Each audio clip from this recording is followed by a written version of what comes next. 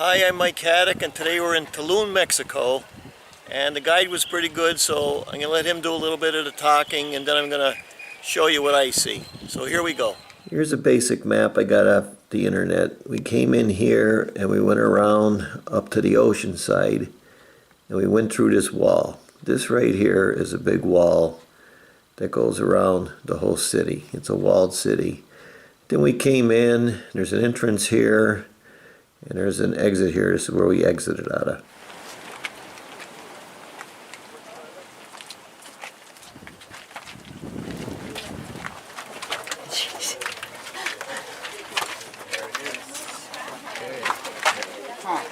I'm going to give you a 360 of it so you can see what it looks like. What's kind of different about TULUM is it's a walled city. So when you look over here, you can see the wall. The jungle knocked it all down, like I said. But it was a walled city. And when you get over the side, that's where the ocean is. So they didn't have to have a wall there. When we discovered this was just rocks and growth everywhere. Now it's just rocks, but you can at least see the shape of the main structure. Picture TULUM without that umbrella there, of course, and shiny, glittering in red, in blue, yellow, plaster everywhere in the floor of the plaza, plaster in the steps, plaster in the columns, plaster in the doorways, plaster in the benches, in the floor. You're probably wondering where is the plaster in the floor. Well, we have to move it because there were bodies buried there. Remember, the Maya had no cemeteries, and there was no need to get rid of their dead. Yeah, and that's why we grow the grass here, so we protect it somehow. Anytime we uncover a structure, we're putting an expiration date on it.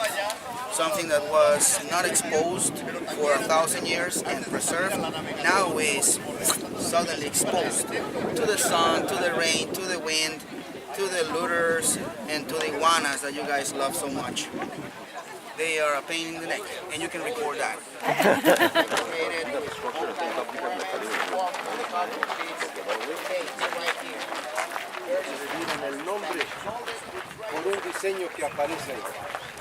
Go inside. Try to see the wall inside. You know, it's sometimes difficult if you have your shades. Probably you're gonna need to remove them so you can see clearly any design. That's a mural. It's one of the only 6 murals that we can enjoy from all these thousands of years of art. Look at the corners of this building. You will see a face right there. Can you see it? Right in the profile of the structure. Right there. Images of lords sitting in thrones. Color, original color, amigos. Thousands of artisans will participate in these challenging projects. You don't work this good when you're a slave. Okay, one of the characteristics of the Maya cities is that they were covered with plaster, including the floor, the steps, and every surface, every structure in and out. The Maya abused so much so in the production of plaster that they even had material enough to create huge masks that were decorating by dozens, decorating their high temples. And there are some temples with more than 16 of these huge masks of 4 meters. That will be 12 feet squared of pure plaster. And they will finish also the surfaces of their plazas with plaster, and then they will paint everything with beautiful bright colors, yellow, blue, and abundant red. So the only reason this grass is here is to hide it.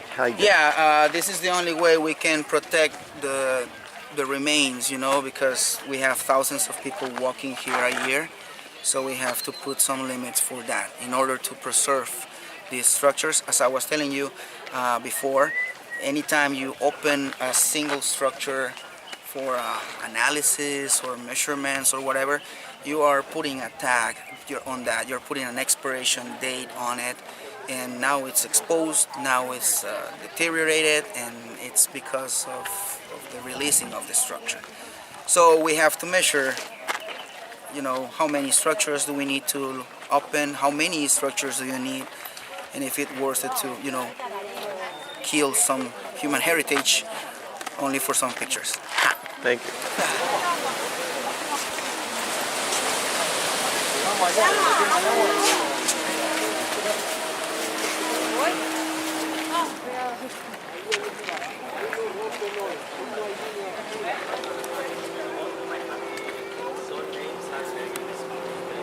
You're looking at old ruins like this, you also got to look at what you don't see. What you don't see is concrete trucks. You don't see any footers. You don't see any rebar because it rots away.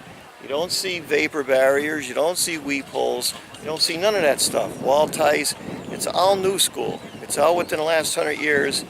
And if they did it that way, all that stuff would have rotted away and fell apart. There's a place for new school, but the old timers, all they did was build with stones and cement or bricks. That's all they did, and it lasted hundreds and hundreds of years. So we're going through the entrance into the city. It's like a false arch, they call it. So I'm just going to go through it, and all they do is have capstones on the top. I'm going to show you that when I get out of here. Now this is basically what I call a false arch. All they did was corbel the blocks out a little bit at a time. They kept stepping it in. The other ones behind held it together. And when they got to the top, all they did, you see it all held together. They just put a piece across the top, and then they continued their stonework. Now that's not a real arch. I call it a false arch, but it works. So that's another way to look at it. So another one of these false arches, as they called them down here. Now we're looking at this. This is how they built it. They just put their stones on the end, filled in between, and that was it. That's how they built all this stuff. Same thing right here. Put your better stones on the end, just fill it in the middle. Of course, it's been reconstructed here, but you get the idea. Just like they build a stone cellar.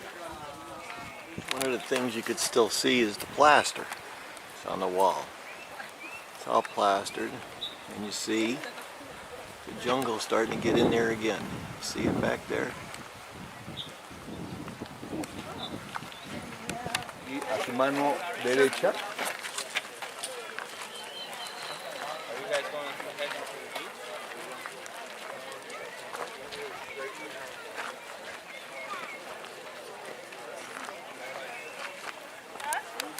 Right. This is the exit to the city. Looks like this don't look so safe. But you can see the top up in there.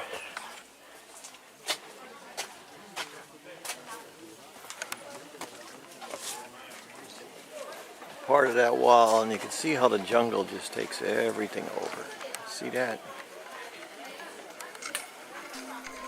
The jungle just gets into everything, rips it apart.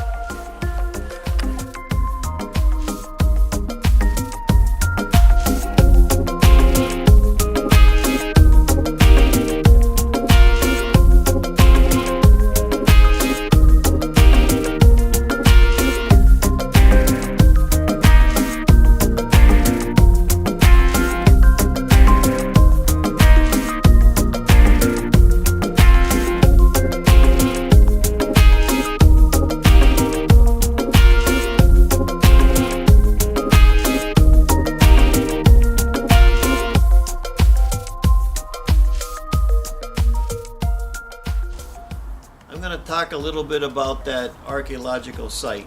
When I go to a place like that, 9 out of 10 times I don't really know what to expect. Only what I see on other films or YouTube or whatever. But there was 3 things I noticed when I went there. One thing the guy said, they had no wheel. No one knew enough to have a wheel to get pulled by a donkey, which they didn't have. So everything that was done there was carried by hand. Another thing is there was no Roman arch. So if there was no aliens to tell them, you know how they say, oh, the aliens told them how to build the pyramids and that. Well, they forgot to tell them about the Roman arch. And they forgot to tell them about the wheel. And then another thing I noticed is they said, well, everything was all plastered. Well, why was that? I think it was because those iguanas with their droppings, they plant seeds and the jungle grows out of everything and knocks it all apart. So by plastering. That was a way to keep everything from growing. So thanks for watching. I'm Mike Haduck, and that's it.